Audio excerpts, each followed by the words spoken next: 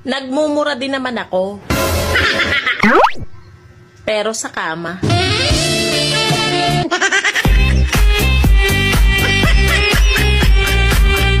Mamang driver, bayad po. Saan galing?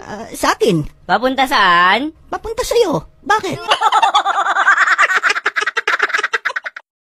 Pagod na ako. Wala man lang banday upang pagiging maganda. Huwag mo akong ikumpara sa iba. I'm not them. I'm yours. Wow. Sa piling mo,